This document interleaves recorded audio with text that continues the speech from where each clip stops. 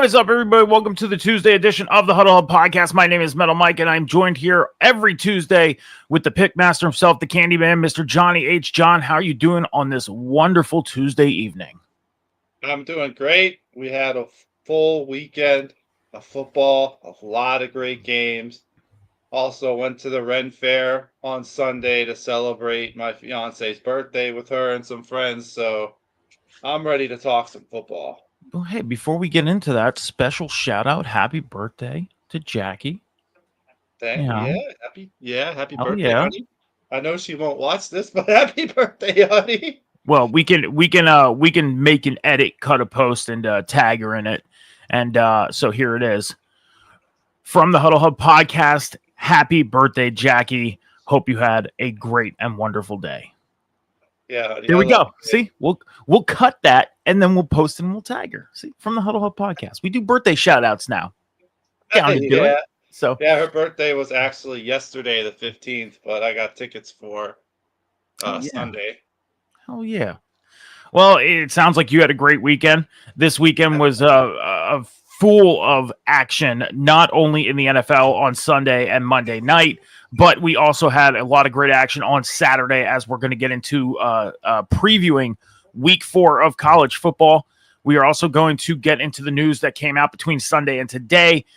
But before, John, we get into recapping week 2 of the NFL, I just want to remind everybody to head over to the Huddle Hub Podcast social medias right now. If you are watching on the Twitch channel, just hit that follow button. All the links to all the socials are below in the bio. It'll take you to the X, YouTube, and TikTok at the Huddle Hub Pod. Go hit the follow button on X and TikTok. You're going to hit the subscribe button on YouTube. That's how you follow. And please help us build the Huddle Hub Podcast going through the 2025 season and beyond. So, John, let's get into it. Week 2 of the NFL just happened. It capped things off last night with the Monday night game between the Raiders and the Chargers, but some really good action again this week. I said this to you last week that, that was the best week 1 in a long time. We've had a lot of week 1s to where the action just was not that good. But last week, first week of the season, was just jam-packed with action. We fast forward to week 2, and it's like it's almost like they said, all right, we can do this again, and the NFL did it. So my question for you is, John, is what were your highlighted game or games of the week? I'm going to go right off the bat and say my highlighted game of the week, number 1 overall, is the Colts continuing to roll over the Broncos. Danny Dimes still playing good. Jonathan Taylor over 150 yards on the ground. Then it looks like the Colts didn't win, but there's a penalty. They get a re-kick. Bluey fell over. Then the kick is good. Bluey shakes his belly, and it's all good for the Colts. 2-0. And then I'm going to go game number 2 is a game that went into overtime with Dallas surviving. Russell Wilson over 450 yards, 3 touchdowns for the Giants. Malik Neighbors, 167 yards, 2 touchdowns for the Giants. But the Cowboys hold them off, survive in overtime with an Aubrey field goal. Dallas beating the Giants 40-37 is game number 2. And my third game was a game that I honestly didn't think I would be picking, but because at halftime, I'm not even going to go to halftime. At the end of the third quarter, the Cardinals were leading 27-9. The Panthers try to rally in the fourth quarter with 13 points, but it's not enough. And as the Cardinals beat the Panthers 27-22, Bryce Young, forget about week 1. Forget about that nonsense. 328 yards, 3 touchdowns.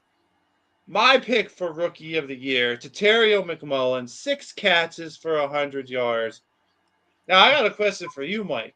Wow. Is this week's Panthers the real Panthers, or were last week's Panthers the real Panthers? What do you think about Carolina before you go into your games? So there's one player that I feel like is being highlighted in Carolina and being talked about a lot, but not getting, he's getting targets, but he's not getting the catches, or, he's just not getting the targets. And that's one Xavier Legette.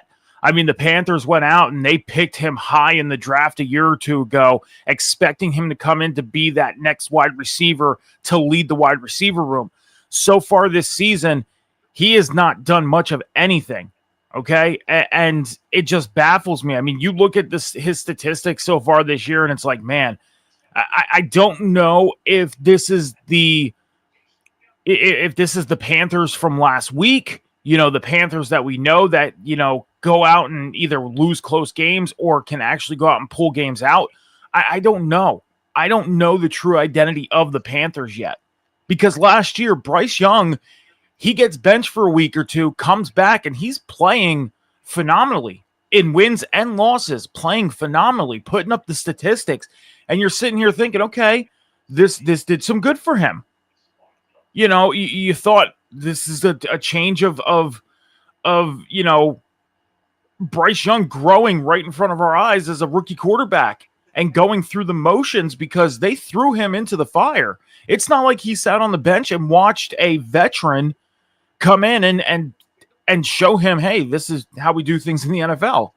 He went right in. That's what he needed, though, because look how he played afterwards. And that's the thing, is the benching, it helped him phenomenally for the back end of the year last year. So you're going into this year thinking, I think the Panthers are going to be a little better this year. They may even surprise some people.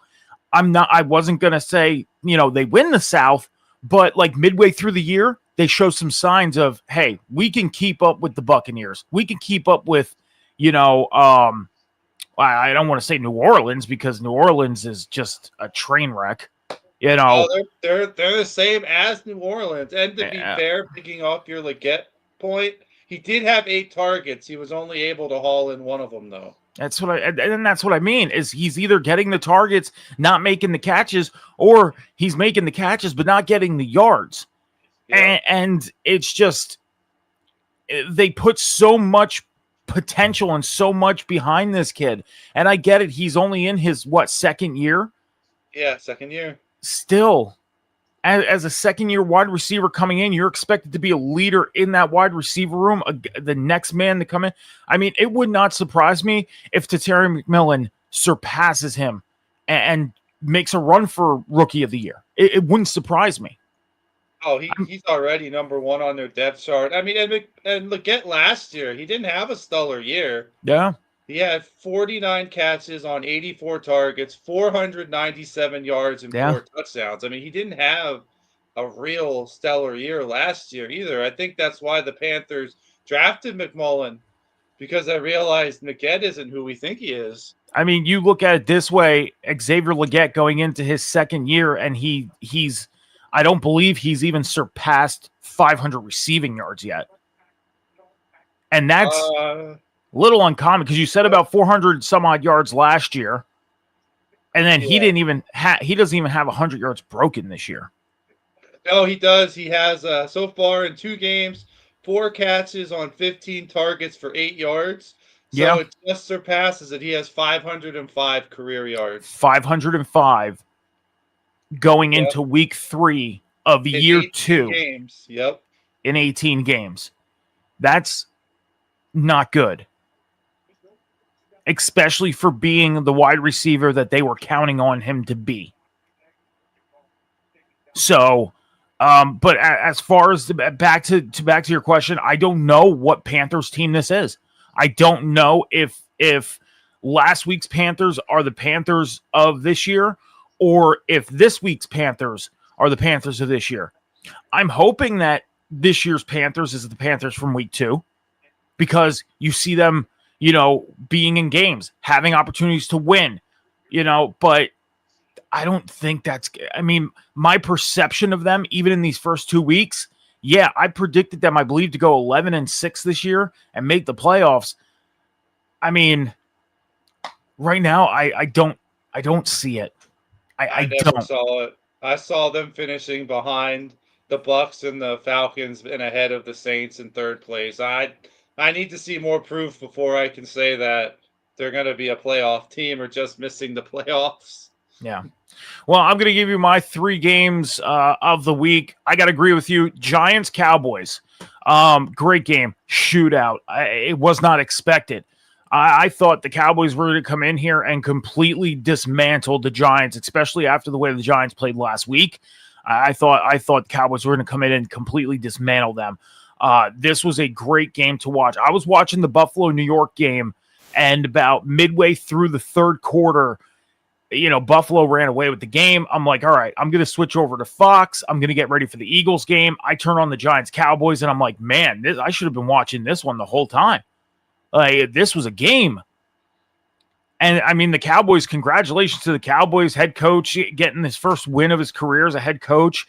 Congratulations to him. I mean, now the Cowboys sitting 1-1. They're in second place in the East. We sat here and talked about, who's going to come in and possibly win the East. We've talked about this many, many times. And realistically, you think about it, and we'll talk about the Eagles in a minute, but realistically, you think about it, and it's like, okay, the Eagles, because they're just coming off the Super Bowl win, they have the team, basically the whole team from last year is there this year with some additions and some guys that left, but it wasn't a big turnover in Philadelphia. You go to Dallas, they traded away their best player, Micah Parsons, on the defensive side of the ball. The offensive side of the ball, you didn't know how Dak was going to do coming off the injury. George Pickens coming in, learning the system midway through training camp. So it's like you don't know what this Dallas team is going to be. They go into week 1 against the Eagles, and, CeeDee Lamb makes those 2 catches, possibly put the Cowboys in position to win that game, and then they come out and go into overtime and beat the Giants. The Cowboys, you look at it, the Cowboys should probably be 2-0 right now. Yeah, don't forget about the Miles Sanders. He had broke that long run and then fumbled right before the goal line on the next play. Yeah. They beat themselves week 1. Yeah, they did. They beat themselves week 1. And that's pretty much that. My game 2 is the Eagles and Chiefs. And I want to bring this up as my game 2 because I said we're going to talk about the Eagles in a second. There's a lot going on right now online as far as the tush push and the false starting on the offensive line. You go back and watch the replay. You can't deny it. Eagles fan or not, you cannot deny the fact that there was 1 or 2 times during that play that they did false start and did not get the call. And then you look at this game against the Chiefs, Travis Kelce, he makes that catch going into the end zone and doesn't get picked off. That's a score. That puts the Chiefs ahead. And then if the Eagles get called on those false starts, I mean, the Eagles right now, you look at it, in hindsight, should probably be 0-2. So last week against Dallas, they squeaked away. And they squeaked away against Kansas City this week. The Eagles need to clean things up and get back on the track of being what they were last year, or else this season, no matter what they do, if they go, let's say 14-3, hopefully it's not what the Chiefs did last year, winning games by 1 score or less, and it not looking as good as it should, because we know what this Eagles team is capable of. We do. And the defense, yeah, it's one of the youngest defenses in the league, but Quinyon Mitchell, Reed Blankenship, Cooper DeJean, those guys were there last year. They know the system. So it's really no excuses. Go in, clean things up, and start looking like the team that you know you should be looking like. If you don't want that big spotlight of negativity on you, then go in, take care of business, and clean up what you need to clean up. That's that. Chiefs, on the other hand, I mean, I'd like to know what's going on in Kansas City, because Patrick Mahomes, I mean, it's you got to kind of think of it as right now he is the Tom Brady of this era. Can't argue that. He is. He's the Tom Brady of this era. Just like Tom Brady. Rings already. Yeah, exactly. And Tom Brady has 7, so he's already basically halfway there. Yeah. And he's had 5 Super Bowl appearances? And he's lost 2, Tampa Bay and Philly. That's it. And he beat Philly and he beat San Fran twice. Yep. So, I mean, I think the Chiefs are possibly a lot better team than what they are today. You can't have Patrick Mahomes running the way he did on Sunday. He's got to find a receiver to connect with. And if Travis Kelce is not going to be making those catches that he could be making, then you need to find somebody like Hollywood Brown, find out what's going on with Xavier Worthy, or try and work Juju Smith-Schuster in there. I mean, he was trying to work in Thornton. Get in sync with his targets. I completely agree. Yeah, he was getting in sync with Thornton for a little bit, but Thornton, he's not a key receiver. He's not a main receiver. He's a slot guy. He's a guy to go out there and distract things for Brown and Worthy and Rice. So I know though, during the Brady run in New England, he made his slot guys famous. So I mean, slot guys can get the job. Wes Welker, I mean, Julian Edelman, the slot guys can get the job done. No, I can't disagree with you on that. I cannot disagree with you on that. One thing the Chiefs need to do is get Rice out there on the field, which we know he's run into some issues. He's got to deal with it, the suspension and everything like that. He's dealing with that. Xavier Worthy, try and get him healthy, get him on the field. So, and my third game is the Buccaneers-Texans game from last night, Monday Night Football. Great game. Great way to end that game. Baker Mayfield, I mean, I don't know if you disagree with me on this yet or disagree with me on this or not, John, but Baker Mayfield, after last night, I would have to say he could be an MVP candidate this year with his performance last night. Oh, I definitely agree with that. Like, my Super Bowl pick is the Buccaneers beating the Bills. Like, I think this is the year that Baker gets his ring, a well-deserved ring, and I'm sticking with that Super Bowl pick. Okay. So, I mean, the Bucs, yeah, maybe the Texans are a better 0-2 team than they are, better than their record shows, but Baker did what he had to do last night, got the job done, and there's a reason Tampa Bay is still undefeated. Yeah. So, but that's my 3 games for the week. John, as far as the pick challenge right now, you are 24-8 going into week 3. I am 23-9 going into week 3. We have a 1-game difference right now. You lead. So we both were 12-4 this week. This past week. Yep. We are both 12-4. Thank goodness for the Colts for making that tie happen. Yeah. Yeah. I believe in Danny Dimes. I said it to you when I sent my picks in, and he's showing up. Let's get into the news side of things real quick. It just got announced about an hour ago. Martha Firestone Ford, she was the former owner of the Detroit Lions. She had passed away at the age of 100. So the former owner of the Lions has passed away at the age of 100. John, some heavy quarterback news coming down this week. I mean, injuries upon injuries. Yeah. It's insane. I mean, we got Joe Burrow, who's going to miss multiple weeks or months, 3 months to be exact. Yep, 3 months. With turf toe, and it's deeming that he is also going to possibly be getting surgery. So Joe Burrow is going to be out for a couple months. Justin Fields, he is in concussion protocol right now for the Jets after their game against the Bills. JJ McCarthy, quarterback of the Vikings, he's going to miss 2 to 4 weeks with an ankle sprain. Jaden Daniels, quarterback of the Commanders, he has a knee sprain, and he is questionable for their game on Sunday against the Raiders. And those are the more notable quarterback injuries right now. John, if you had to pick one of these injured quarterbacks, which one is affecting their team the most? What team do you see being affected the most by their quarterback being down right now? I know all of them realistically are affected, but which one do you see being the most affected? I'm going to say right now, the Washington Commanders, if Jaden Daniels misses a lot of time, they were a playoff team last year because of him. They were the surprise team because of him and his play, his ability to change plays on a fly and take off on the ground and run if he has to. If Jaden Daniels misses long term, we could be in trouble in Washington big time. I think the Browns are going to be okay because Jake Browning, they've won with Jake Browning before. So this is nothing new. What's that? The Bengals. Yeah, I'm sorry, I said the Browns. Yeah, the Bengals. So they might not be pretty wins, but I think the Bengals would be okay. JJ McCarthy really hasn't got his feet wet yet, so I don't know if they're really going to lose much with him, and we're going to have to wait to see on Justin Fields. But I think the Commanders are going to be the team that's hurting the most if Daniels misses a lot long term.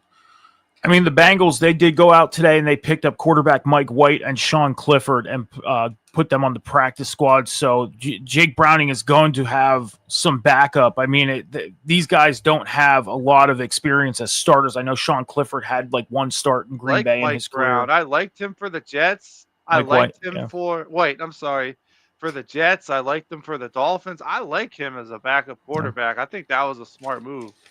Yeah, I mean, but the Bengals are trying to put themselves in a position to where they are secured at the quarterback position just in case, Browning goes down. So they're putting themselves in that position. I may have to agree with you on the Jaden Daniels thing because of the fact that the Washington Commanders, they trade away Brian Robinson Jr., Austin Eckler goes down. He's out for the season. Their running back position right now is in shambles. That running back room is torn apart, and they had to rely on the legs of Jaden Daniels at this point. And now there's a possibility he doesn't play Sunday against the Raiders, and he's pretty much a day-to-day guy. They're day-to-day on watching that. Now, there was a report out there that he could put a knee brace on and possibly go out and play on Sunday, but it's all about whether the Commanders want to take that chance. They're playing the Raiders. They're playing an AFC, out of conference, out of division team. Does this game realistically matter? Every game matters, but how much does this game matter? This may be a game where you could say, let's rest him for a week and then and see how he is next week and see if he's good to go next week. This might be that game where you make that decision. So, Patrick Mahomes, he's also dealing with an ankle problem at his press conference yesterday after the game, or Sunday after the game. He was walking off the podium and he was favoring his ankle a little bit. It was very noticed by the media, so they did report that. But another statistic for Patrick Mahomes is this is the first time in his career that he has lost 3 straight games, leading back to Super Bowl 59 against the Eagles, lost to the Chargers in week 1 of the season, and now lost to the Eagles again in week 2. So, John, seeing Patrick Mahomes and the shape things are in right now in Kansas City, do you think Patrick Mahomes will start getting into form after week 3 or week 4, or do you think this is what's to be expected of the Chiefs moving forward? I think they'll get into form. I have no reason to think that they won't get into form. I have no reason to think that they lost 2 games. They are not out of the division race. They are not out of the playoff hunt. It's 2 games into the season. I get it. Chiefs fans are panicking, but no, I think it starts to turn around. They play an 0-2 Giants team who last week or week 2 looked great. Week 1, not so much. But I think the turnaround could start with the Giants Sunday night.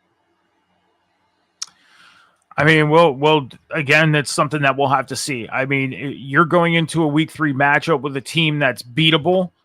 There should be no reason why they shouldn't get their first win of the season. So I'm with you. I could see the Chiefs getting into their form and making the playoffs and everything like that.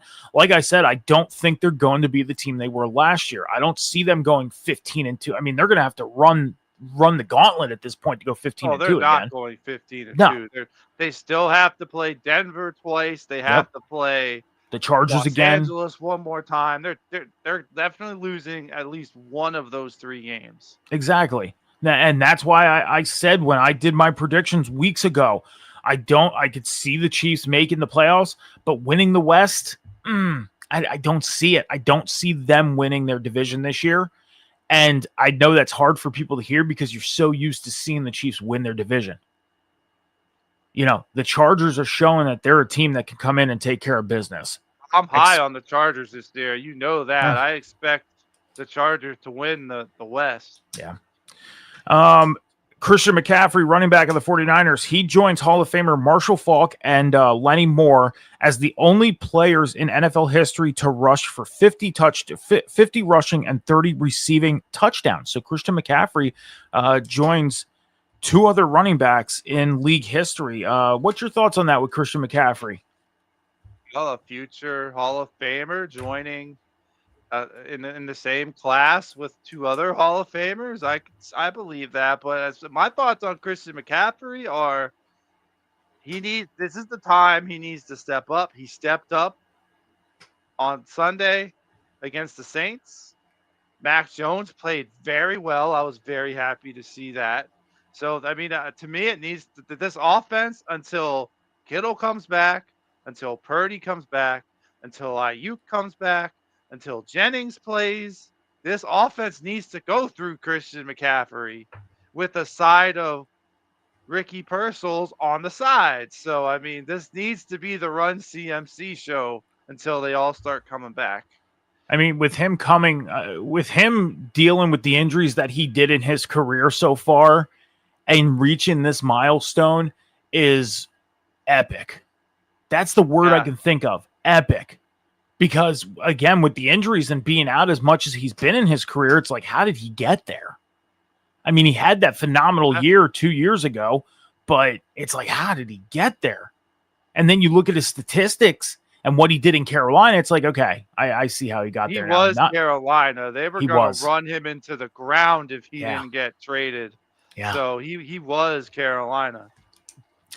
Last bit of news, Aaron Jones, running back of the Vikings, he was placed on injured reserve with a hamstring injury. It's yet unknown to how long he's going to be out, but he's going to be out for at least 4 weeks with a hamstring injury. Do you got anything on Aaron Jones being out for the Vikings? Well, Jordan Mason has played well for the Vikings. He played well for San Francisco before he got hurt in McCaffrey's absence last year. I think the Vikings running game is going to be fine with Jordan Mason in that backfield right in front of Carson Wentz. Or next to Carson Wentz, I should say. I mean, when you look at the offense of the Vikings right now, J.J. McCarthy being down and now Aaron Jones being down, it's like it's like the hand and the crutch of the Vikings offense just basically snapped in half and said, guess what? This is what's in store for you guys for the next couple weeks.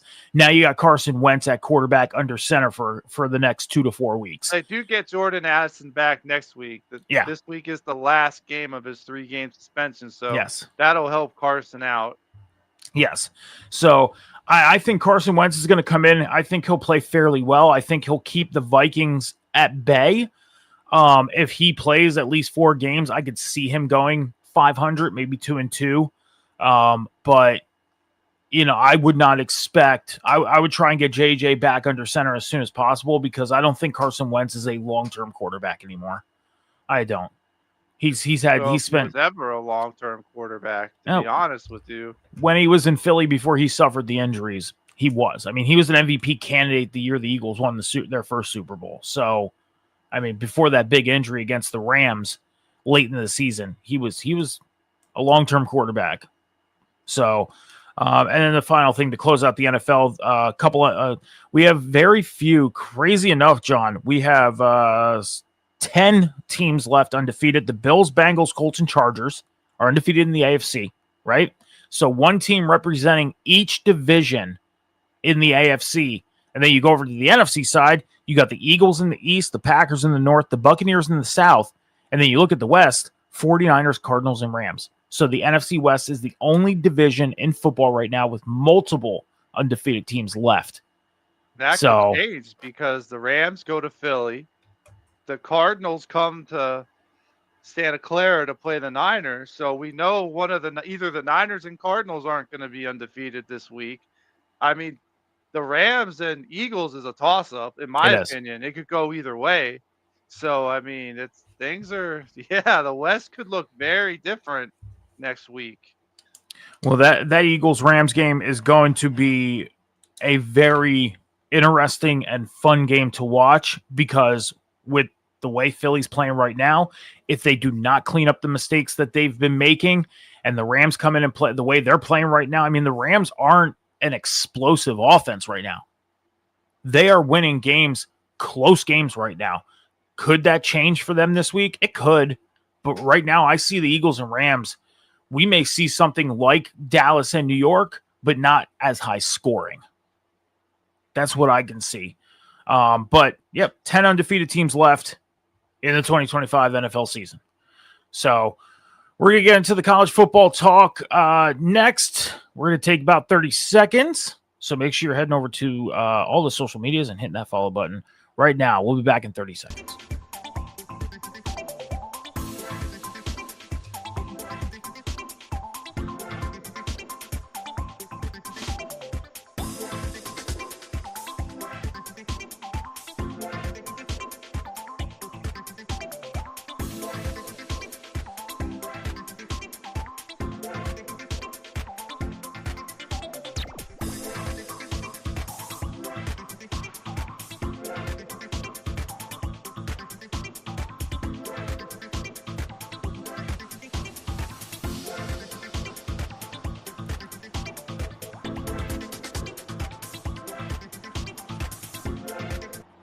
So make sure you're heading over to all the Huddle Hub podcast social medias right now on X, YouTube, TikTok, and on Twitch.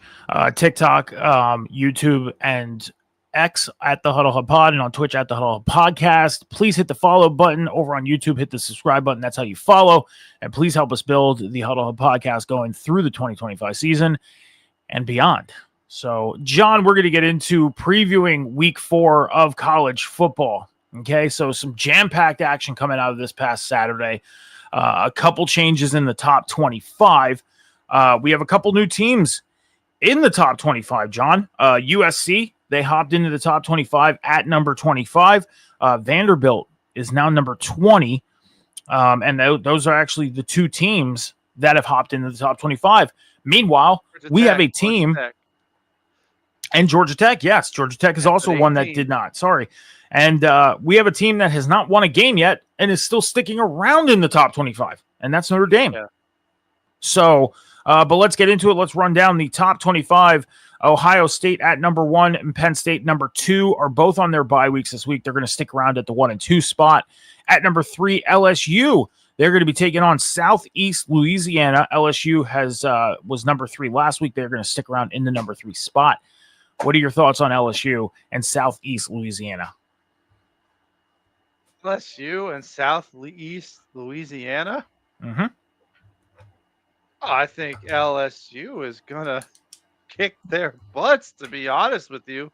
LSU is looking like a real good team. They're looking like the real deal. So I think it's not even going to be a game. Yeah, I mean, I'm with you on that. I think LSU just comes in and takes care of their business that they need to take care of and win this game and move to 4-0. Miami is at number 4. They moved up from the 5 spot. So they moved up 1 spot to number 4 this week. They're going to be taking on Florida. Now, we've seen Florida pretty much collapse in front of our eyes this year. I mean, they can't go out to win a game to help themselves right now. I know their head coach has been on the hot seat since the beginning of the year. What are your thoughts on Miami and Florida? I think Florida struggles, or you can point right to their quarterback, DJ Lagway.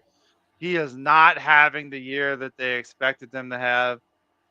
I mean, he's got decent passing yards with 629, but you look at his others, 5 touchdowns, 6 interceptions. I mean, that right there tells me right there on offense, they're struggling. But then you look at Miami. Like I said, when Carson Beck transferred from Georgia to Miami, nobody talked about Carson Beck this year when they talked about top college quarterbacks. But then last year, he was a Heisman favorite. So how do you go from a Heisman favorite just because of an injury to not forgotten about? He's on a Miami team that was a playoff team last year. They lose Cam Ward and suddenly they're not good? No, they lost Cam Ward and they got Carson Beck to replace him. And he 812 yards 7 touchdowns, 2 interceptions. Carson Beck, he's showing everybody why he's the real deal. And that's why Miami's going to win this game. That they're just flat out the better team. I think the Gators are just struggling too much right now. I mean, in college football, we see some teams early in the year when they play these lower ranked schools put up like video game numbers, right? You know, 77-0, 84-0. But Florida isn't supposed to be one of those teams that you just go out there and trample on. They're not winning games. Their head coach is on the hot seat. I could see their head coach being fired. I completely agree. If they lose to Miami this week, which they're most likely going to, I could see him being fired this week, at the end of this week. I could see it. Because the fans, they want him gone. They left the stadium after their week 1 game chanting, please fire him. Like, they're not happy in Florida right now. They're not. So I see Miami handling their business against Florida as well. Number 5, Georgia is also on their bye week. They'll stick around at the number 5 spot. Oregon is at number 6. Now they moved down 2 spots from the number 4 spot. They're going to take on Oregon State. What's your thoughts on Oregon and Oregon State? Old Pac-12 rivalry, but I mean, Oregon State hasn't won a game yet. I still don't. I think that trend's going to continue. The Ducks are a national champion contender. I mean, look at Oregon State. Texas Tech blew them out. Fresno State survives them. Cal whoops them. I mean, they're not. They're still trying to figure things out in Oregon State. Oregon's pretty much picking up where they left off last year, minus their playoff loss. That's what they're doing. They're picking up to where they left off last year, and they're showing that. So I could see Oregon handling their business against Oregon State as well. Florida State is at number 7. They moved up 3 spots from the number 10 spot. They're going to be taking on Kent State. Your thoughts on the Seminoles? Florida State's going to keep rolling. Castellanos is going to keep rolling. I don't see any way that Kent State, they're not a football school. I mean, yeah, they started the year off 1-0, but once they started playing real teams and Buffalo, because they played Buffalo last week and lost, and they're not a football powerhouse either. So, I mean, Kent State, this should be an easy one for Florida State. They should continue rolling. I've been enjoying seeing the rise of Florida State in these past couple weeks. I agree. Coming out, surprising and shocking the world by beating Alabama, getting into the top 25, and then ever since then, just climbing that ladder all the way up to number 7. What I don't get is we very rarely see teams that are on a bye week get bumped from their spot because they're on the bye week.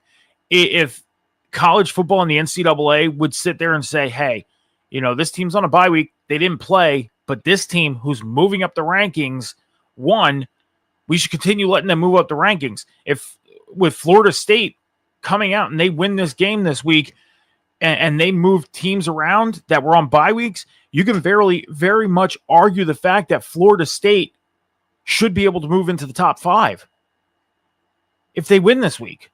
But because of Georgia being on a bye week and Penn State and Ohio State really much shouldn't be affected.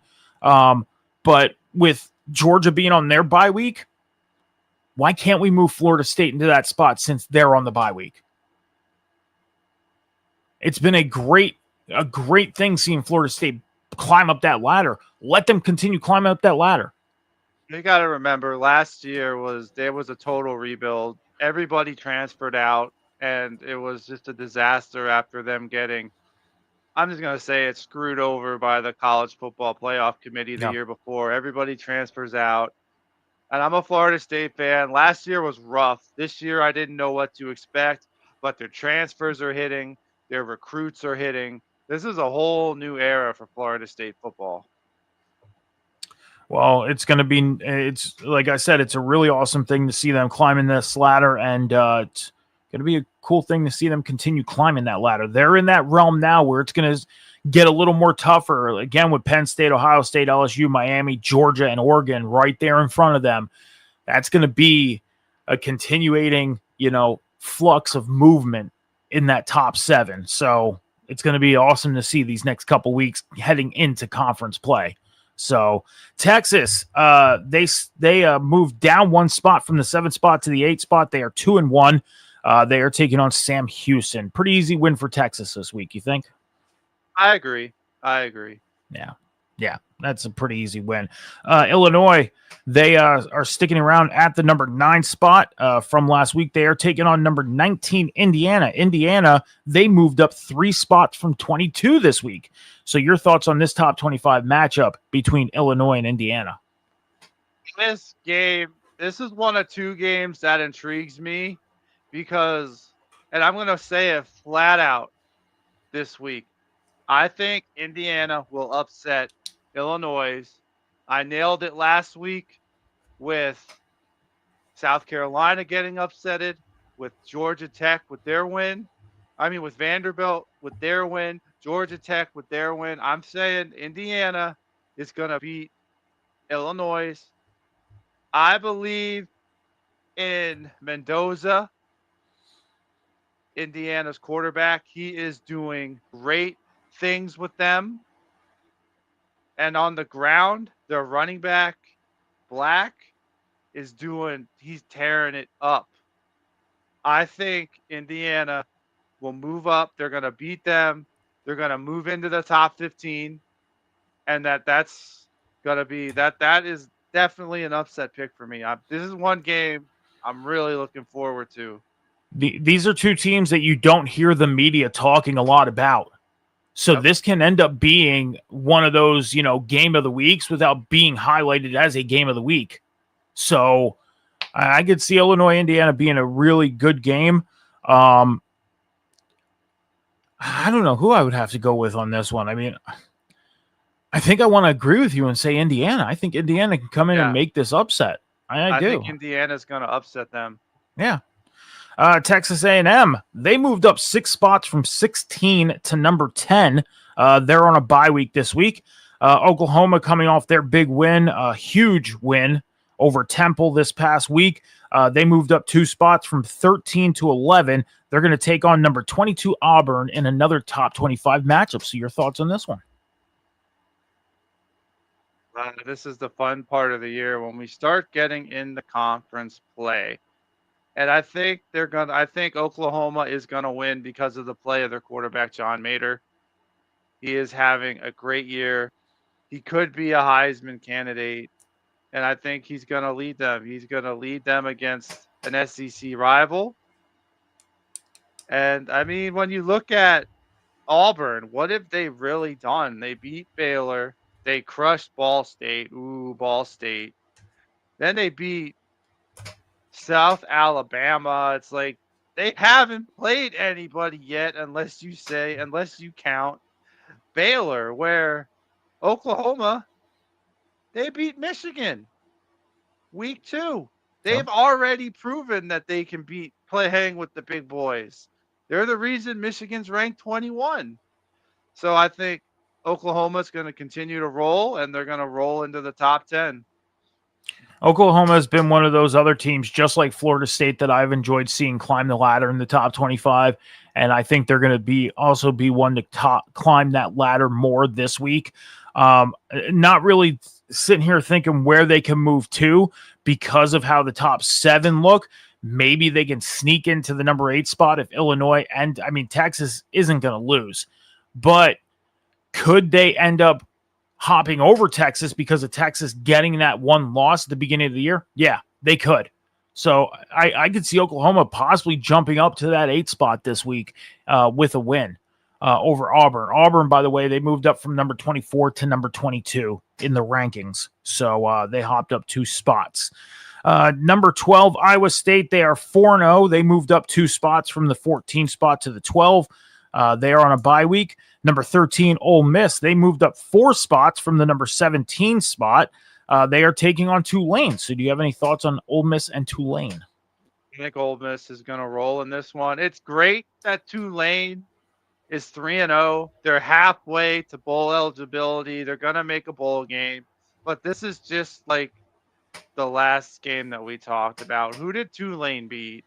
They beat Northwestern. Okay. Nobody. They beat South Alabama. Okay. Barely beat South Alabama, and they barely beat Duke. It's like, no, Ole Miss already has wins over 2 SEC teams in Kentucky and Arkansas, and I don't see any reason why they won't beat Tulane. I'm with you. I see them going out and beating Tulane as well. Alabama, they moved up 5 spots from the 19 spot up to number 14. They are on a bye week this week. Tennessee, even though they lost to Georgia this past week, they're going to stick around at the number 15 spot, and they're going to take on UAB. So anything on Tennessee and UAB? Quarterback matchup intrigues me. You have Tennessee's Joey Aguilar against UAB's Jalen Kitna. John Kitna, former NFL quarterback John Kitna's son. So both of them are playing great football. Kitna with 892 passing yards, 6 touchdowns, 3 interceptions. But I've become a big fan of Joey Aguilar. He is taking over for Nico perfectly. In 3 games, 9 touchdowns, 2 interceptions. I've become a big fan of this kid, and I think he's going to be the reason why they beat UAB. Sure, they lose to Georgia in overtime, but you know what? You can lose 1 or 2 games and still make the playoffs. I think Tennessee is just going to be fine this week. I mean, hey, look at Notre Dame. They're at the 24 spot. They're 0-2. Yeah. I mean, you could stick around. Obviously, you could stick around in the top 25 and be 0-2 and not win a game yet. You know, yeah, you're right. So we'll talk about Notre Dame in a few moments. Yeah, we will. Number 16, Utah takes on number 17, Texas Tech this week. This is another matchup that I think could be just like the Illinois and Indiana game. Utah moving up from the 20 spot to 16. Texas Tech moving up from the 21 spot up to number 17. Do you got anything on Texas Tech and Utah? Yeah, I said that there were 2 games I was really looking forward to. Illinois, Indiana was the first one. This is the second one. I have become a big fan of Utah this year. I shouldn't say that because I like West Virginia, but I do like Devin Dampier, their quarterback. Kid is playing out of his mind. Hasn't thrown an interception yet this year.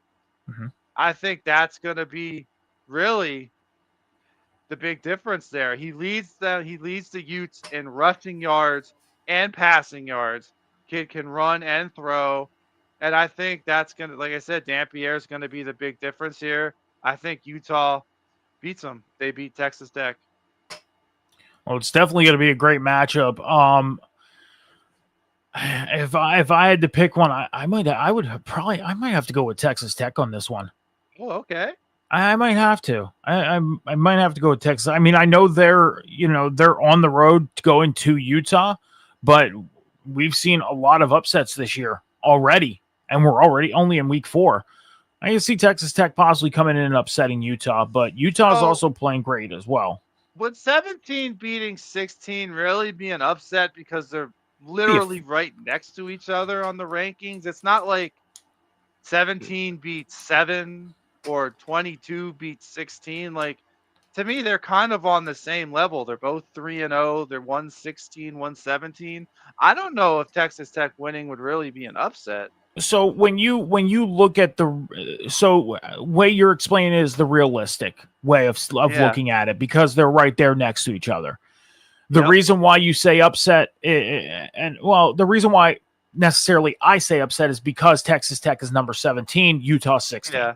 It's all about the placement. An upset, yeah. That's the only reason why I'm saying, hey, upset. But realistically, you look at it, is it really an upset? They're right next to each other. It probably isn't. I mean, even if they were both sitting in the spots they moved up from, 21 and 20, would it be an upset? No, it realistically wouldn't. But because of placement, 17 beating 16, you look at it, it's an upset. That's almost like in basketball when they do the tournament, 8 versus 9. if 9 wins, they do consider that an upset. Oh, I know, that's such a toss-up game, man. 8 versus 9. It is. Yeah. So number 18, Georgia Tech. I know you're going to have a lot to say about this team. They moved into the rankings from being unranked. They're going to head into, not head into, but they're going to be at home against Temple. Temple coming off that huge loss against Oklahoma this past week. Now they got to take on Georgia Tech. So your thoughts on Georgia Tech and Temple? You know what, Temple? It's great that you're 2-1, but every time you played a big dog, which was one time this year, you got stomped, okay? This isn't UMass. This isn't Howard UTSA. Bison. You know, whoever Howard Bison is, I never even heard of them, but this is Georgia Tech. And Georgia Tech's already beaten Colorado. I called their upset against Clemson. And you know what? Georgia Tech is going to handle this. Haynes King, I love this guy. Another quarterback who can throw and run. I mean, Georgia Tech is finally living up to their expectations. They've had good recruiting the last couple years, and nobody talked about them going into this season. And I said it early on, Georgia Tech, people are sleeping on them. They're going to have a good year. They're going to compete for the ACC. And I have no reason to see why the Georgia Tech Yellow Jackets don't sting the Temple Owls. I really don't. I see it too, and I see Temple going to 2-2. I mean, the thing is Temple plays a lot of these schools that you don't see, getting into the rankings, or they're way down on the list. And they're playing, teams like Howard Bison, UTSA, St. Mary, all those schools, those schools that you would look at and think, are they a D2 school? Schools like that. So that's where Temple goes in, and they can go out and possibly win their conference. But will you ever see Temple in the playoffs? Probably not. Even if they went undefeated and won their conference, you probably wouldn't see Temple in the playoffs unless big things happen to where they can get into that position. So I agree. Number 20, Vanderbilt, they hopped into the rankings this week. They are 3-0 after being unranked, and they get their upset this past week. Now they're going to play Georgia State. So what do you got on Vanderbilt and Georgia State? Another team I said last week that people were overlooking. I predicted them beating South Carolina. I didn't think they would crush South Carolina 31-7, but I did expect them to beat them. Yeah. So, I mean, Georgia State, a smaller school, this is an easy one to predict. I mean, Vanderbilt's just going to run over, just roll them, run over them. When you look at the rankings right now, I mean, you got Alabama, who hopped back up 5 spots from 19 to 14 after, with their upset they get upset by Florida State at the beginning of the year. It knocked them down big time. Now they got to climb that ladder again. And Alabama came out this past week. They showed that they can win in big games. It's just like and I wouldn't even call Florida State a hiccup, because Florida State's looking great. They are. They're looking like a team that revived themselves very quickly, got themselves back to where they needed to be. So I'm not calling that game a hiccup. Alabama lost that game straight up. Now they got to climb that ladder again. Vanderbilt, on the other hand, they're undefeated. It's kind of weird on how they do these rankings. Vanderbilt, could they possibly hop Alabama? Maybe. It all depends on how the what do you call it? The people who decide about the rankings look at Vanderbilt. Funny you should the say committee. That, because not this week, not next week, but 2 weeks after that. So in 3 games, they go to Alabama and they play Alabama. So it's funny you should say that. They can hop Alabama. If they stay on track, they can very well come out. They beat Alabama. They can hop Alabama. So is Vanderbilt, are they legit? Like, that's the big question. Michigan at number 21. They hopped up 2 spots from the 23 spot. They're going to take on Nebraska this week. Do you have anything on Michigan and Nebraska? I do. I do. I think Nebraska upsets them. I became a big fan of Nebraska quarterback Dylan Raiola last year. And but we've already seen Michigan get upset once. Yeah. Now we're getting into conference play when it really matters. Bryce Underwood is having an amazing year for a freshman. I will never take that away from him. But Dylan Raiola, when he was recruited and committed to Nebraska, he was supposed to be a generational talent. He was supposed to be the next big thing before he graduated.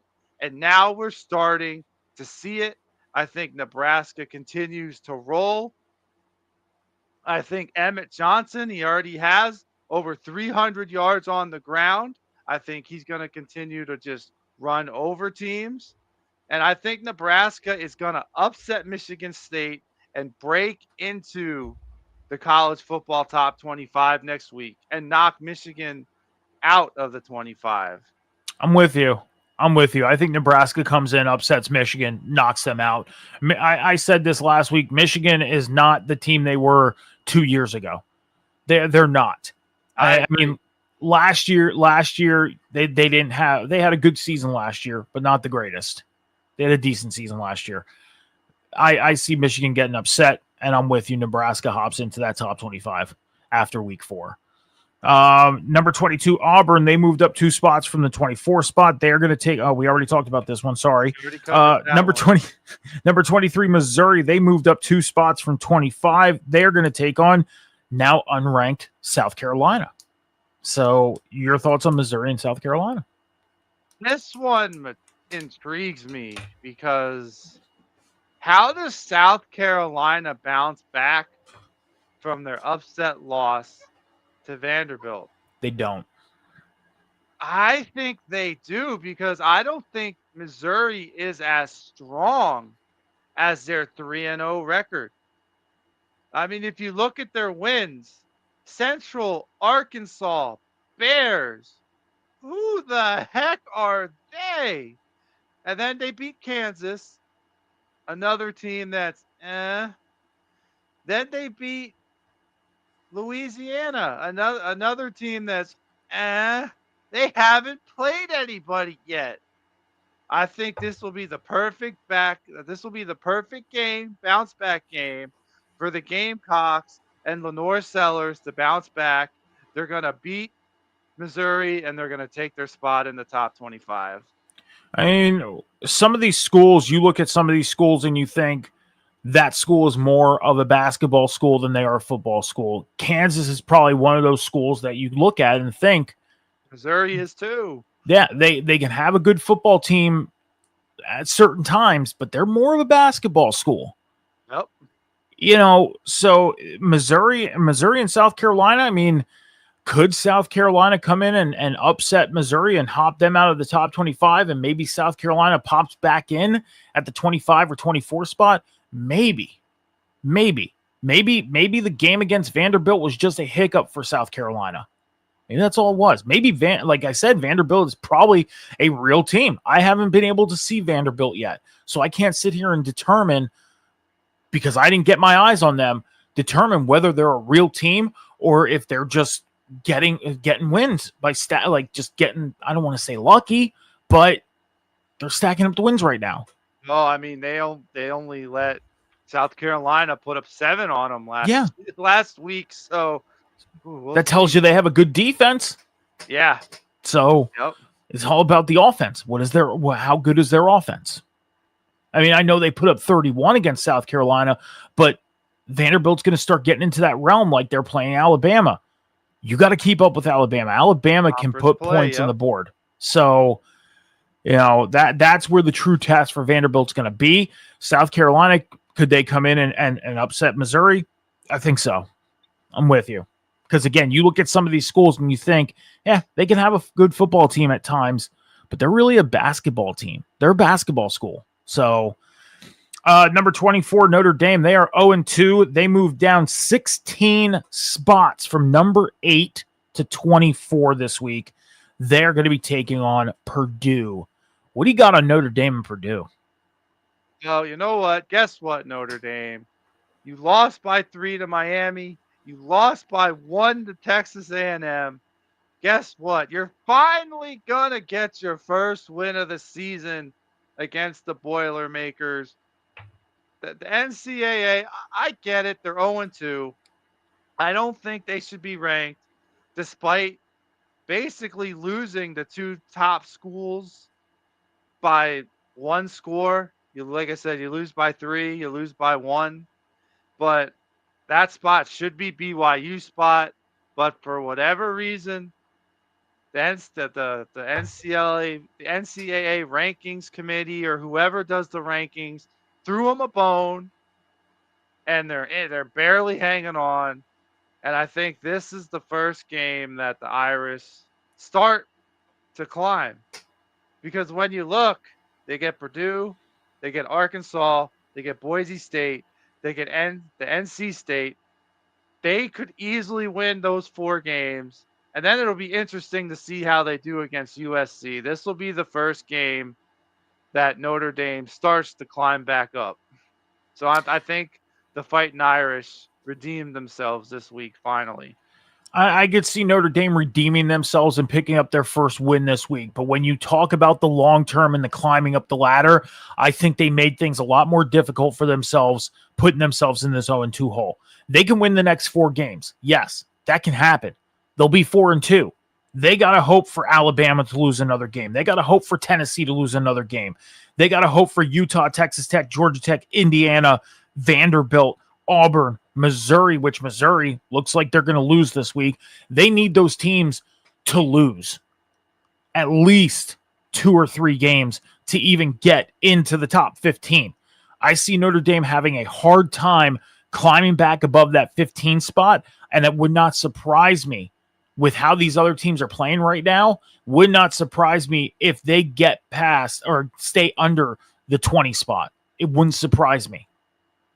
They put themselves in a deep hole, and they can win the next 4 games, but I think they put themselves in a deep hole early. Yeah, I think the one thing Notre Dame has going for them is their schedule. They are an independent. They don't have conference play. Yeah. And when you look at the schedule, which I'm looking at right now, the only hard game they have is USC on October 18th. Yep. Like I said, you got Purdue, you have Arkansas, Boise State, NC State. After USC, Boston College, Navy, Pittsburgh, Syracuse, and Stanford. They could pretty much, they have a shot to run the table and be 10-2, or at the very worst, be 9-3. So, I mean, if they take care of business, they could put themselves back into the playoff talks and consideration. Again, I think they put themselves too much in a deep hole, even losing the first 2 games. I do. It would be miraculous if they climb that ladder and get themselves back in the playoff talks. Right now,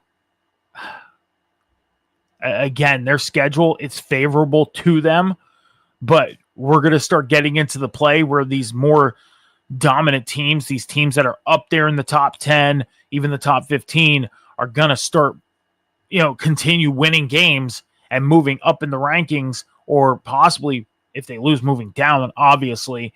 I think Notre Dame made it harder for themselves early. I did. And I don't see them getting above 20. I don't. And if they do get into that playoff talk, then I'll eat a shoe right here on air. I will. I'll stick the foot in my mouth and say, that's what I said, and I was wrong. But I don't see Notre Dame climbing that mountain right now. Not with all the teams that are in front of them. They dug a hole. Number 25 USC, they are 3-0. They moved into the rankings this week at number 25. They are taking on Michigan State. What do you got in USC and Michigan State? I think it's great that Michigan State is 3-0, halfway to bowl contention. But the undefeated streak ends here. I have no reason to think that Jaden Mayavada, UFC's quarterback, he's one of the top quarterbacks in the nation, doesn't roll on him. He's throwing to one of the best receivers in the nation, Mekhi Levin, over 100 yards receiving a game. I mean, I don't see why USC doesn't win this game. It's conference play started. Wins are going to get bigger, and USC is going to keep moving on up. So I really don't see why Michigan. I think Michigan State's almost to where they want to be, but they might be a year or two away from actually trying to become a contender in the Big Ten. This will be a good learning experience and a good playing experience for Michigan State and their team. But I think USC is going to edge them out in the end. All righty. Well, that's what we got for the top 25 this week for college football and our thoughts on college football this week. John, heading into week 4 with the pick challenge, you are taking Vanderbilt to defeat Georgia State, and I'm taking Ole Miss to defeat Tulane. John, you are undefeated in the pick challenge right now. And master. Yep, you are 3-0. Yeah, 3-0. Yeah, you are 3-0. 3-0, and I am 2-1. So that Boise State pick, and it kind of hurt me, and it could very well the way you pick games because of that too. I did. I completely changed the way I was picking, and I had to make that transition quick because this is only a 13-week pick one team type of thing, Yeah. So I got to kind of hope that you suffer a loss somewhere down the road because, if we end up having tying records at the end of these 13 weeks, then we may have to figure out something to what we'll do. Have to start picking playoff matchups. I was going to say that'll be the tiebreaker. I was just about to say that we're probably going to have to head into the playoffs and pick there to break the tie. So, John, all right, that's all we got for you guys tonight. 60 to 70 minutes for you guys tonight here on a Tuesday night. Let's start getting the hell out of here, John. You ready to? Yeah, man. Sounds good. All right. John's social medias are on the bottom right now. Twitch and YouTube at the Candyman Johnny H. Make sure you're heading over to his personal social medias and checking out everything that he is posting. John, what do you got going on? What do you want to let people know? All right. Well, the first season of our online dynasty is up on the Huddle Hubs, and I'm actually we're towards the end of season 2 right now, so I'm working on getting all that together. I like to drop one season at a time instead of scattered videos here and there. I also have my Hawaii Dynasty up on my YouTube. I need to get back on that. I've been focusing on the online Dynasty too much. So start looking for the Hawaii to start appearing on the Huddle Hub and the Candyman JH. And other than that, I mean, it's pretty much a lot of college football stuff going on right now on my channels. All right. So make sure you're heading over to Candyman JH on Twitch and YouTube, hitting that subscribe button. Make sure you're also heading over to the Huddle Hub Podcast's social medias right after the show on X, TikTok, and YouTube at the Huddle Hub Pod. You're going to hit the subscribe button on YouTube. That's how you follow. The other two, you just hit the follow button, then you hit the follow button on Twitch at the Huddle Hub Podcast. All the links to all the other socials are in the bio in the Twitch channel, so you just click on the link. You go to the social media you want to follow. Hopefully, it's all of them, and help us build the Huddle Hub Podcast through the 2025 season and beyond. My social medias are right on the bottom here. MetalMike714, Instagram, X, TikTok, and Snapchat. That's where you can find me. I don't really post too much of consistent content on my stuff. I just post stuff. A lot of my content is done on the shows here, and that's where a lot of my more organized content is. So, and you're probably thinking, what do you mean about shows? Well, I'm not only here on the Huddle Hub Podcast on Tuesdays and Sundays, but I'm also on the Table Spot on Monday night over on Rivet City Radio and Off the Top Media's Twitch and YouTube channels, and also on the Boom on Wednesday nights with Cam. Well, he's on with me on Monday night as well, but hosted by him on Wednesday nights for the Boom as we talk about AEW Dynamite. So with that being said, John, let's get out of here. Everybody be good to each other, be kind to each other, take care of each other, be patient with each other. Remember, the world is not moving as fast as you think. Me and Cam will see you guys on Sunday morning for another edition of the Huddle Hub Podcast. See you then. Deuces. Yeah.